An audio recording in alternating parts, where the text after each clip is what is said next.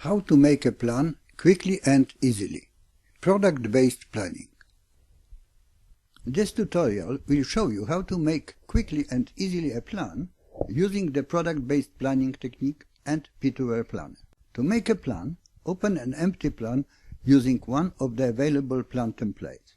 Since the goal of each project is to get its final product, you should start the planning by determining the output which would be accepted as the final product of the project. It can be an enhanced computer system, a house, or a successful marketing campaign. Let's assume, for example, that an enhanced IT system will be the final product of your project. Repeat the same process many times to add other required products. New terminals, system requirements, modified software, trained users, installed software. When you added a number of products, arrange them on the screen. Add more products, user manual, administrator manual, etc. Products already existing but needed for the project also should be added. Existing software, existing manuals, existing plan.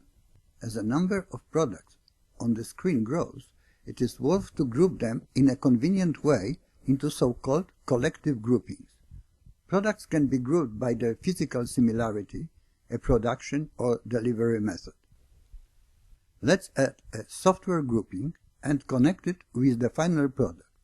Also add a documentation grouping and assign products to these groupings. Please notice that the collective groupings are not products included into the plan. They are used only to help not to forget any significant product. Some products can be assigned directly to the final product.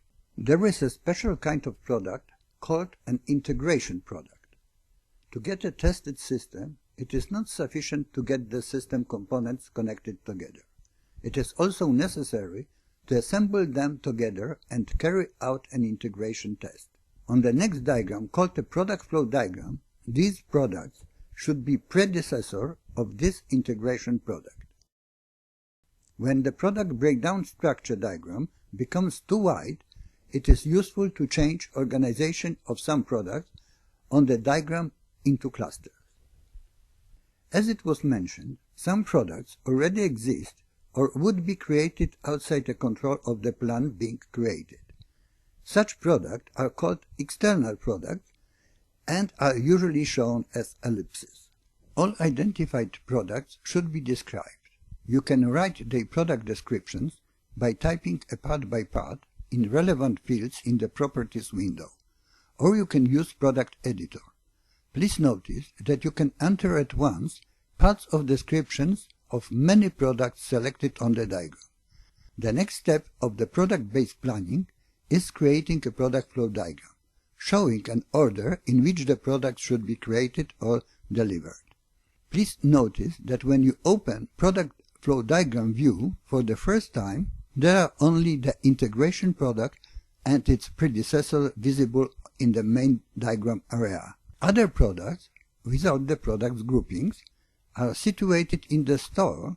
To create the product flow diagram, you should start with moving the final product and put it on the right side of the diagram. Already existing products put on the left side. Then move other products and locate them as needed. Let's look on the auto-arranged product flow diagram. Please notice that by changing product names into relevant activities needed to create or deliver them, an activity network can be obtained. Select the activity network view and arrange the network. You see now that the P2ware Planner has done it for you automatically without using your brain.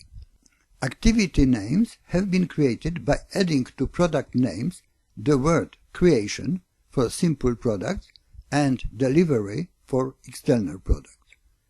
This capability is the key to very high efficiency of the product-based planning implemented in the P2ware Planner applications. As well as the activity network, the planner created automatically a Gantt chart assuming a default duration of activities. You only need to sort the activities and edit activity names as you want. You can change activities duration and define their start and finish by changing a length of relevant bars and locating them in the calendar. If you assume 0 durations for activities leading to external products, they will be visible on the Gantt chart as milestones. Further planning is the same like with the action-based planning. A well-prepared plan is essential to monitoring and controlling of its execution. Other tutorials show how to allocate resources, estimate costs, and carry out other planning activities. Each project goal is to get the final product and product it is composed of.